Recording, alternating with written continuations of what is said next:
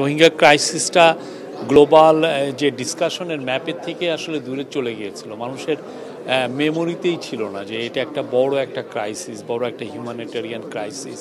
এবং এখানে যে বাংলাদেশকে যে 10 লক্ষের উপর রোহিঙ্গাকে যে বাংলাদেশে লুক আফটার করতে হচ্ছে, এই পুরো জিনিসটা গ্লোবাল যে কোনো ডিসকাশনে ছিল না। তো প্রফেসর ইউনূস যখনই ইন্টারিম গভর্নমেন্ট টেক ওভার করলো, তারপরে থেকে উনি যেটা করলেন যে উনি একটা অফিস তৈরি করলেন, যে হাই রিপ্রেজেন্টেটিভের অফিস রোহিঙ্গা জন্য, যাতে এই ক্রাইসিসটা পুরো আবার নিয়ে যাতে পুরো বিশ্বব্যাপী এটা নিয়ে যাতে তুলে ধরা হয় যে এইটা যে এতগুলো লোক সাফার করছে, এটা গ্লোবাল পৃথিবীর মানে একটা বড় রকমের একটা হিউম্যানিটেরিয়ান ক্রাইসিস, এবং এটা যে একটা রিজিওনাল ক্রাইসিসের রূপ নিতে পারে, এবং এটার থেকে যে একটা বড় রকমের সিকিউরিটি সমস্যা তৈরি হতে পারে, এই জিনিসটা উনি বারবার জানাতে চাচ্ছেন। এই আলোকে আপনি গত ইউনাইটেড নেশনের জেনারেল অ্যাসেম্বলিতে উনি বক্তব্য রেখেছেন, এবং ওনার মুভের কারণে ওনার রিকোয়েস্টে ইউএন একটা রেজুলেশন অ্যাডপ্ট করেছে। এই রেজুলেশন অ্যাডপ্ট করার কারণে ইউএন এই যে সেপ্টেম্বরে একটা ওরা রোহিঙ্গাদের উপরে আলাদা একটা ডিসকাশন করবে, এটা একটা কনফারেন্স হবে রোহিঙ্গাদের উপরে, এবং ওয়ার্ল্ডের আমরা আশা করছি 170টার মতো দেশ এইখানে পার্টিসিপেট করবে আমাদের। এবং আজকেও এইটারই ধারাবাহিকতায় আজকে এখানে একটা বড় সম্মেলন হলো, এটা একটা ক্লোজ ডোর সম্মেলন। সেখানে প্রফেসর ইউনূস আবার তুলে ধরেছেন যে কি ধরনের এই রোহিঙ্গা ক্রাইসিসটা এখন কোন পর্যায়ে আছে, আমাদের কি করণীয়। এবং এই পুরোটা এই আটনা সামিটের ওয়ান অফ দ্য মেজর জয়েন করার একটা one of the major reason ছিল যে এই ক্রাইসিসটাকে তুলে ধরা। এবং এখানে আজকে অনেকে ছিলেন, আজকে কাতার ফাউন্ডেশনের শাইখা হিন্দ যিনি সিইও এবং খুবই ইনফ্লুয়েন্সিয়াল, উনি ছিলেন। তারপরে আরও কিছু কাতার ফাউন্ডেশনের নেতৃস্থানীয় অফিসিয়াল ছিলেন। তারপরে গাম্বিয়ার ফরেন মিনিস্টার ছিলেন। আপনি জানেন গাম্বিয়া হচ্ছে ইন্টারন্যাশনাল ক্রিমিনাল কোর্টে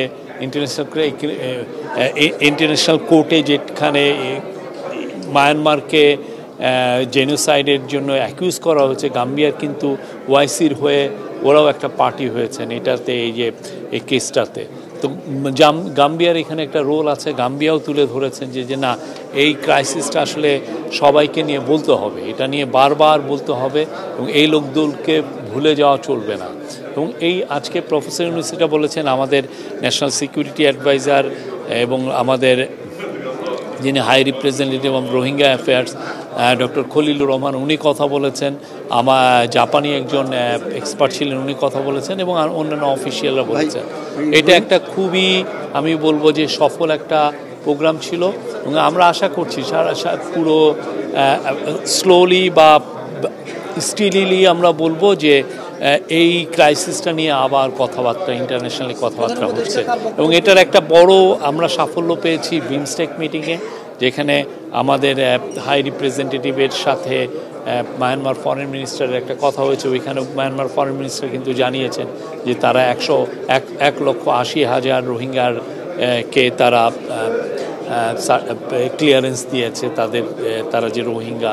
এবং এর ফলে আমরা আশা করছি যে এইটা একটা ধাপ, এটা অনেকগুলো ধাপের একটা ধাপ, যে এইটা আমাদের রিপ্যাট্রিয়েশনের দিকে এইটা আমাদেরকে হেল্প করবে। কাতারের দিক থেকে আমাদের রোহিঙ্গা পিসফুল রিপ্যাট্রিয়েশনের ক্ষেত্রে কাতারের দিক থেকে কাতার ফাউন্ডেশন তো আমাদেরকে অনেক হেল্প করছে। কাতার ফাউন্ডেশন ওইখানে এলপিজি যেটা রোহিঙ্গাদেরকে আমরা দেই, আপনি জানেন আশেপাশে খুব ক্রিটিক্যাল বন ছিল এই রোহিঙ্গা ক্যাম্পের। এখন এই বনকে আমাদের যদি সেভ করতে হয়, সেই জন্য আমাদের ব্যবস্থা নিয়েছি যাতে রোহিঙ্গারা যাতে এলপিজি দিয়ে তাদের কুকিং কাজগুলো করতে পারে।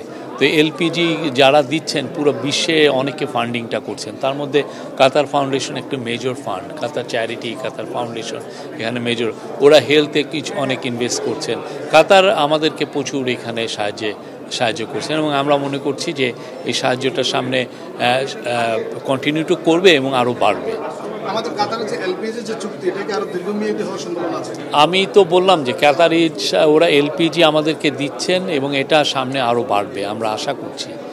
আজকে ডিফেন্স মিনিস্টারের সঙ্গে একটা মিটিং আছে, সেখানে কি ইস্যু নিয়ে আলোচনা হতে পারে? আমরা অনেক কিছুই তো আলাপ হয় এবং এটা আজকে অনেকগুলোই মিটিং আছে, অনেকগুলো কমার্স মিনিস্টারের সাথে আছে, কাতারের ডেপুটি প্রাইম মিনিস্টারের সাথে মিটিং আছে, কাতারের সিনিয়র অফিসিয়ালদের সাথে মিটিং আছে। তো আমরা আশা করছি আজকের দিনটাও একটা ফ্রুটফুল দিন যাবে, অনেকগুলো বিষয় নিয়ে আলাপ হবে। আমরা আশা করছি যে বাংলাদেশের স্বার্থ সংশ্লিষ্ট সমস্ত জিনিসই আমরা এই মিটিংগুলোয় তুলে ধরা হবে।